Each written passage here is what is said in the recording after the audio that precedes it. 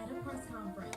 As the closest of allies, the UK and US will continue to work together to protect our shared values of freedom and democracy. But some world leaders are bracing for what could be next. The former president made threats to end military aid to Ukraine and withdraw U.S. support from NATO allies who do not spend enough on defense. Trump has repeatedly said he would end the war in Ukraine within 24 hours if reelected. The Kremlin spokesperson told ABC News he's not aware if Russian President Vladimir Putin plans to congratulate Trump, calling the U.S. a quote, unfriendly country. Paris has made a writing on Instagram. The election of Donald Trump means bad news for the world, democracies, Europe, and the Chinese Foreign Ministry says they're hopeful for peaceful coexistence, but after Trump vowed to place tariffs on Chinese goods as president, the country expressed that they are concerned about a trade war. Paul? Just take a look at where the markets closed. Wow. Stocks storming to records as investors make bets on what Donald Trump's return to the White House means to the economy. Stocks jumped, though. So were worries about inflation. I mean, look at the Dow. Up over 1,500 points today. Just really incredible. I want to thank you. Former President Donald Trump back on a familiar stage for a victory speech after winning the presidential election. We are going to start by all putting America first. We have to put our country first for at least a period of time. We have to fix it. Vice President Kamala Harris speaking on Wednesday for the first time since the loss. Earlier today, I spoke with President-elect Trump and congratulated him on his victory. I also told him that we will help him and his team with their transition. World leaders and foreign officials are already chiming in on the results. Ukrainian President Volodymyr Zelensky called the win impressive on X. Israeli Prime Minister Benjamin Netanyahu saying in a statement, quote, "Your historic return to the White House offers a new beginning for America." The UK Prime Minister congratulating Trump at a press conference. As the closest of allies, the UK and US will continue to work together to protect our shared values of freedom and democracy. But some world leaders are bracing for what could be next. The former president made threats to end military aid to Ukraine and withdraw U.S. support from NATO allies who do not spend enough on defense. Trump has repeatedly said he would end the war in Ukraine within 24 hours if reelected. The Kremlin spokesperson telling ABC News he's not aware if Russian President Vladimir Putin plans to congratulate Trump, calling the U.S. a, quote, unfriendly country. Paris's mayor writing on Instagram, the election of Donald Trump means bad news for the world, democracies, Europe, climate, women, and Ukraine. And the Chinese Foreign Ministry says they're hopeful for peaceful coexistence, but after Trump vowed to place tariffs on Chinese goods as president, the country expressed they are concerned about a trade war. Leanne Paul? All right, Brittany Ehrman reporting for us. Thank you. And while the race for president was decided by a pretty decisive margin, the battle for the Minnesota House couldn't be closer. Yeah, as it stands right now, Republicans and Democrats are tied at 67 seats apiece. The only other time this has happened in state history was more than 40 years ago, back in 1978. The electoral map showing the sweep of Donald Trump's victory, winning 5 of the 7 battleground states, and Trump leading tonight in the final 2 states remaining, winning in the so-called blue wall states, Pennsylvania, Michigan, and Wisconsin, and on track now to win the popular vote for the first time in his 3 runs. Tonight, President Biden has spoken with President-elect Trump to congratulate him and invite him to the White House. We begin tonight here with the Vice President's concession speech just a short time ago. Mary Bruce leading us off from Washington. Tonight, nearly 24 hours after Donald Trump swept to victory with commanding wins across the battlegrounds, Vice President Kamala Harris addressing a crowd of teary supporters at her alma mater, Howard University, telling them her heart is full. The outcome of this election is not what we wanted, not what we fought for, not what we voted for, but hear me when I say, the light of America's promise will always burn bright. As long as we never give up, and as long as we keep fighting.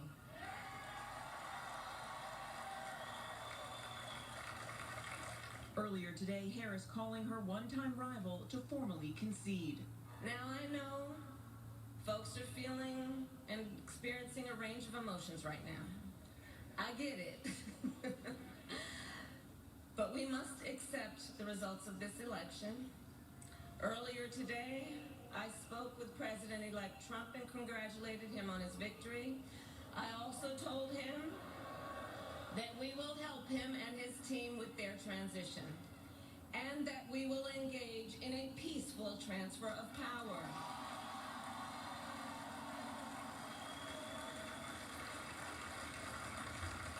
A fundamental principle of American democracy is that when we lose an election, we accept the results. A spokesman for the president-elect saying Trump acknowledged Vice President Harris on her strength, professionalism, and tenacity throughout the campaign, adding both leaders agreed on the importance of unifying the country, a theme Trump sounded in his own victory speech. We're going to help our country heal. We're going to help our country heal. We have a country that needs help, and it needs help very badly. But Harris today saying that while the race is over, her fight goes on. While I concede this election, I do not concede the fight that fueled this campaign.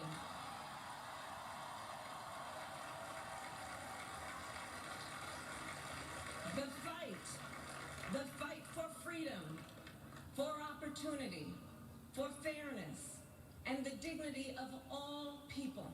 The vice president with this message to her young supporters.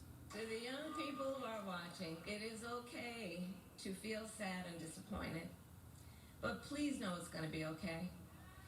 On the campaign, I would often say, when we fight, we win. But here's the thing. Sometimes the fight takes a while. That doesn't mean we won't win. The important thing is don't ever give up. Don't ever give up. Don't ever stop trying to make the world a better place.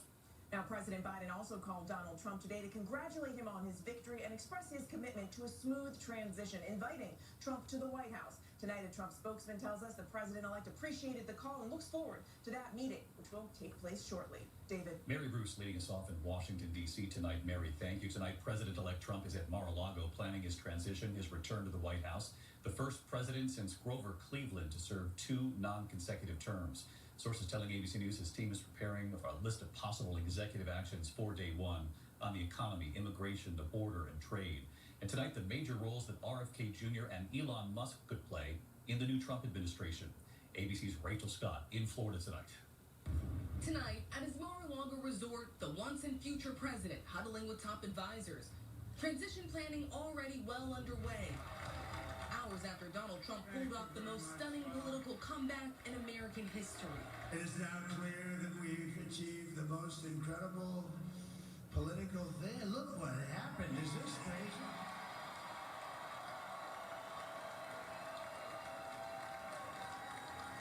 But it's a political victory that our country has never seen before. Nothing like this. The president-elect hurtling to re-election on a series of sweeping promises, including a pledge to bring down inflation and to launch the largest deportation operation this nation has ever seen. And every citizen, I will fight for you, for your family, and your future. Every single day I will be fighting for you, and with every breath in my body. I will not rest until we have delivered the strong, safe, and prosperous America that our children deserve and that you deserve.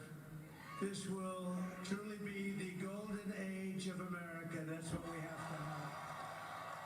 Sources tell ABC News Trump's team is preparing a list of possible executive actions he could take on day one on issues ranging from the economy to immigration and the border to trade. And aides are starting to vet potential cabinet picks.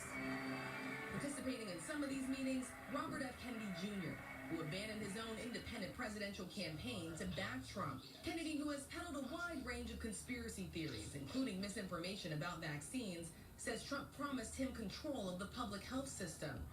On the campaign trail, Trump said as much himself. I'm going to let him go wild on health. I'm going to let him go wild on the food. I'm going to let him go wild of medicines. Today, Kennedy's saying he hasn't decided if he wants to be Secretary of Health and Human Services. I don't know if that's the post that I want.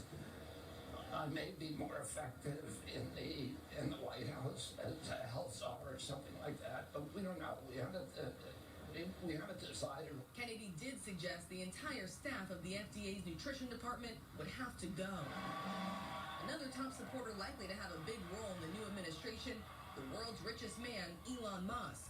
But he's a character, he's a special guy, he's a super genius. Tiffany Trump tonight posting this photo. Musk and his young son standing with the Trump family. Musk has billions of dollars in government contracts, and his role in a Trump administration still unclear. He has talked about running a Department of Government Efficiency, pledging to slash $2 trillion in waste. Tonight, President-elect Donald Trump is here at Mar-a-Lago. I'm told he has been working the phones, reaching out to lawmakers. We're also learning tonight that Trump did speak by phone with Ukrainian President Volodymyr Zelensky, both sides promising to keep an open and close dialogue as the president-elect prepares to return back to the White House, David. ABC News has also learned tonight that the Justice Department is already now winding down those 2 criminal cases they were prosecuting against Trump, including the January 6th election interference case. Let's get right to our Chief Justice correspondent, Pierre Thomas. Pierre, what have you learned? David, just days ago, then candidate Donald Trump threatened to fire Special Counsel Jack Smith within 2 seconds if he was reelected. But he won't need to. DOJ guidelines are clear. You cannot prosecute a sitting president. And sources tell me Smith has been in discussions about how he will wind down the 2 federal cases. The January 6th criminal case and the classified documents case are effectively over. And some legal experts say it's doubtful that the judge overseeing Trump's 34-count felony conviction in the hush money case involving Stormy Daniels will impose any jail time when Trump is sentenced on November 26th, David. Some world leaders are bracing for what could be next. The former president made threats to end military aid to Ukraine and withdraw U.S. support from NATO allies who do not spend enough on defense. Trump has repeatedly said he would end the war in Ukraine within 24 hours if reelected. The Chinese Foreign Ministry says they're hopeful for peaceful coexistence, but after Trump vowed to place tariffs on Chinese goods as president, the country expressed they are concerned about a trade war. Some other headlines. A southern Minnesota man is out on bail tonight after being arrested for allegedly threatening to shoot people at a polling place. 46-year-old Timothy Kearney of Rochester is facing a felony charge for threats of violence. Police say he made the threats at a polling site on Campus Drive Southeast in Rochester on Sunday. An election judge reported Kearney threatened to shoot all Democrats there. When police found him across the street, he allegedly threatened to kill them as well, and he was arrested. Kearney was hospitalized for intoxication and then jailed. He was released on bond yesterday with conditions, including being ordered to turn over all his firearms. Now that Donald Trump's is president-elect, the future of his criminal and civil cases is uncertain. He's scheduled to be sentenced in New York City November 26th on 34 felony counts. It's for falsifying business records to cover up a 2016 hush money payment to adult film actress Stormy Daniels. His classified documents case in Florida was dismissed by a federal judge. Now, sources tell ABC News Special Counsel Jack Smith is expected to wind down the remaining 2 cases related to interference in the 2020 presidential election. The cases may be stopped immediately because of a long-standing Department of Justice policy barring the prosecution of a sitting president. The trial would now likely have to wait until 2029. Last night was only the second in American history where a major party candidate for president was a woman. Vice President Harris lost the election decidedly to Donald Trump. The only other time a woman topped a major party ticket was in 2016, when Hillary Clinton lost to Donald Trump. For months, the Democratic Party will grapple with why Harris lost this time. In a country with more women than men, will perhaps ask along the way, will a woman ever be elected to America's highest office? I asked that question today to a woman in politics who wins more elections than she doesn't, Senator Amy Klobuchar. I once said on the debate stage, if it was easy to get elected, we could play a game called Name Your Favorite Woman President, which there's never been one. So I hope that will change, and I believe that will change. Senator Klobuchar said her optimism comes from how she has witnessed the country change and the world. Major countries have elected women as their leaders. Here at home, Women are winning Senate seats and House seats more and more. And in Minnesota, our congressional delegation after last night is majority women. 5 of the 8 seats are held by women. But it's that highest office women haven't been elected to fill yet. Maybe someday that will change. Let me tell you, we have a new star. The star is born, Elon.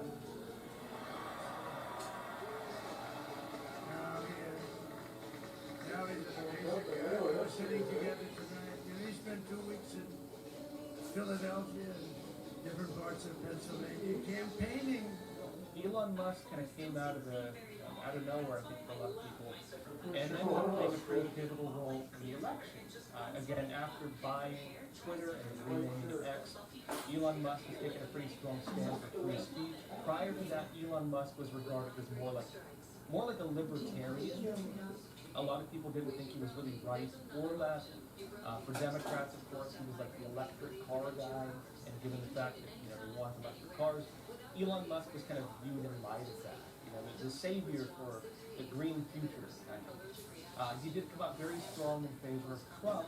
His biggest issues being, of course, Second Amendment rights, the right to bear arms, and of course, free speech. And as soon as Elon Musk bought Twitter, then changed it to X, Elon Musk began facing a lot of political attacks himself. To the extent that Elon Musk said that he believed if Trump did not get elected, he would go to jail. We will need to wait and see how Elon's potential role, though, in the government shakes out. But that's going to be big, too. Because if Elon Musk is, in fact, appointed as the new head of government efficiency, this could mean that Elon could replicate what he did to Twitter. You might remember what happened. Elon Musk bought Twitter, and then he fired like 80% of the employees. Some say like 85 or 90%. And after doing that, made Twitter, operating on a much smaller budget, become functional. And, of course, we've seen jumps in user bases. Some are suggesting he could do the same thing with cutting U.S. government spending. In fact, he suggested he could cut it by about $2 trillion at least, which would put us within the range of maybe starting to pay off our debt. Welcome back. There's new information tonight on the bomb threats that rocked 5 battleground states on Election Day. America's intelligence agencies say they can all be traced back to one source. Scripps News disinformation desk correspondent Liz Landers joins us live tonight from Maricopa County, Arizona. Liz, you were actually on site at a polling place when one of those threats came in, so walk us through what that looked like. Yeah, Marisa, this was a surprise, of course. We had been hearing about this all throughout the day in other states, and then some of those hoax bomb threats impacted Maricopa County here, where we are. We happen to be in the sheriff's department in their command center when that email threat came in. The federal agency tasked with supporting local and state election administrators came out with a new statement Wednesday, assuring Americans that the election was both safe and secure, and they have, quote, no evidence of any malicious activity that had a material impact on the security or integrity of our election infrastructure. That assessment coming in the wake of a rash of hoax bomb threats that were sent to polling locations around the country, including here in Arizona. We are aware that there have been threats made not just here in Arizona, but Georgia, Minnesota, Michigan, and Wisconsin as to bomb threats in Arizona. This is another, we believe, probing attack. We also have reason to believe, although I won't get into specifics, that this comes from one of our foreign enemies, namely Russia.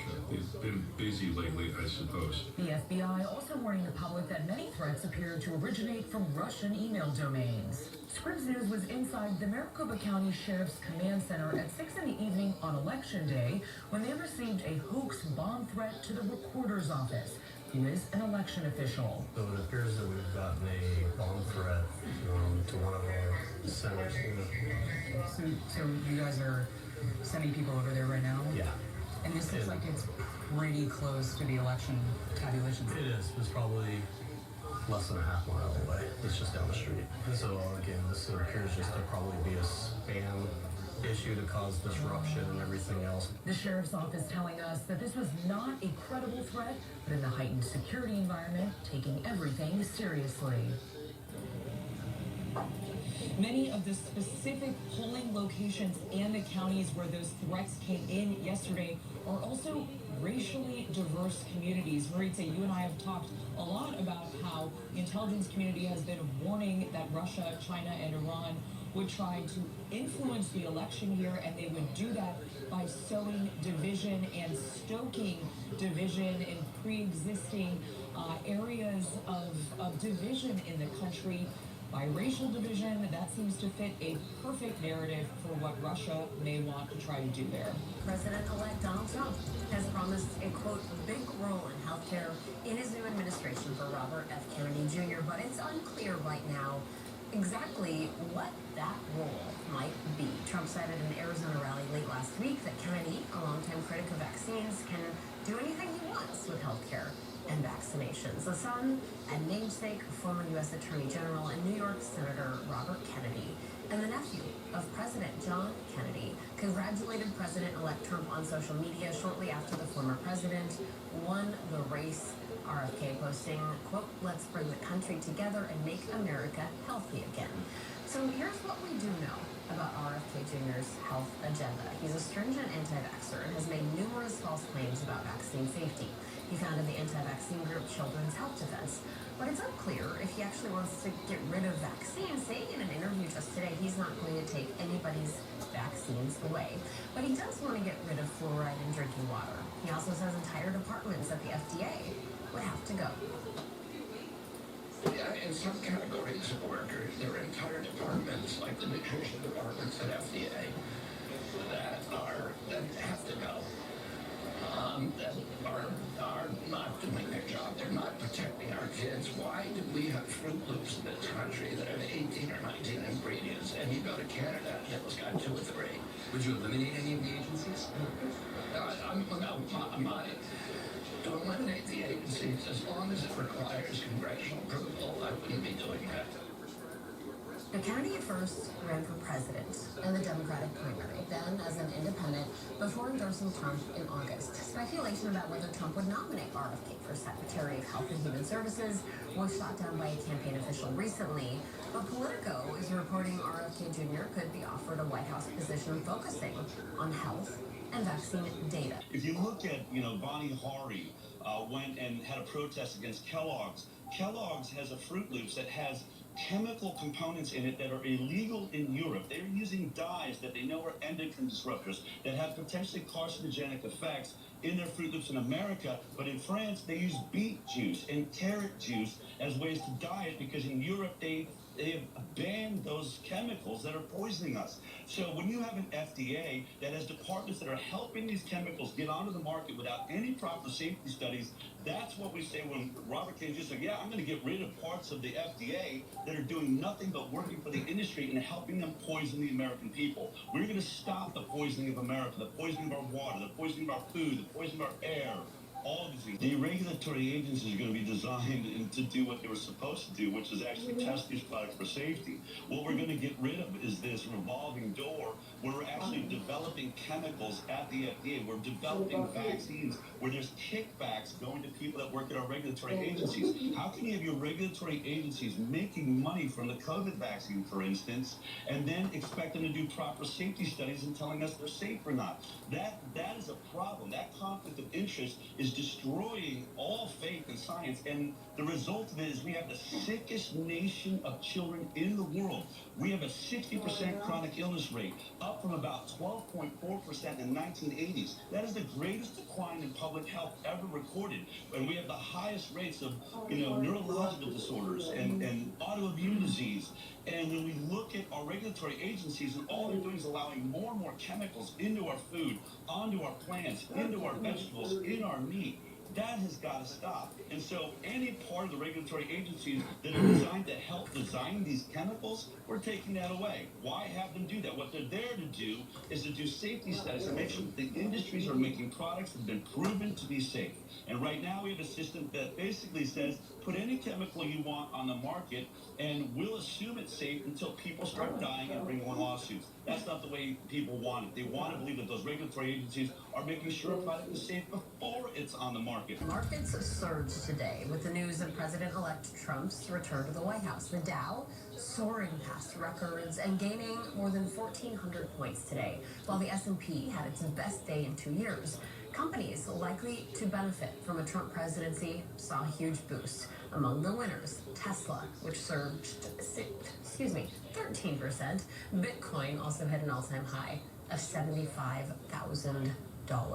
What exactly are Trump's policies? Well, Trump pledged to revitalize the economy through measures like expanding his 2017 tax cuts while also cutting taxes on tips, overtime pay, and Social Security benefits. He has pledged to crack down on undocumented workers and begin a mass deportation program. As well, he has proposed 10 to 20% tariffs on all foreign goods imported into the country. The Peterson Institute for International Economics, a nonpartisan think tank, estimates that Trump's tariff proposals could cost the average middle-class family more than $2,600 every year. He's also proposed an even higher 60% tariff on all goods imported from China, which, for example, could raise the price of a product like Trump's God Bless the USA Bible, which is made in China, from around $60 to nearly $100. Is there something that Trump can do to fight inflation that Biden hasn't been doing? Absolutely. All he has to do is sit there. It turns out inflation's all the way back down to almost 2-point-something%. It's very much on track to return back to the sorts of rates that the Fed is absolutely comfortable. And so whoever is sitting in the driver's seat over the next 6 months, it looks like they're going, unless they do something crazy, we're already seeing very encouraging inflation numbers. Remember, inflation got as high as 9% in the post-COVID recovery. It's now back down to 2-point-something%, which is pretty much where it was before COVID. So President Trump will be inheriting an economy with essentially no inflation problem and also no unemployment problem. So, just to clarify, anybody who would have won this election, any party, as long as they sat there, they would inherit that same scenario. That's the irony of politics, but the reality of economics, which is the last great economic war was the war against inflation, and we won it. We're there. It turns out that wasn't enough to suppress voter anger, but whoever's in the driver's seat will see that inflation is low. Okay, Justin Wolfer is professor of public policy and economics at the University of Michigan, also known, I hear, as Fed Lasso.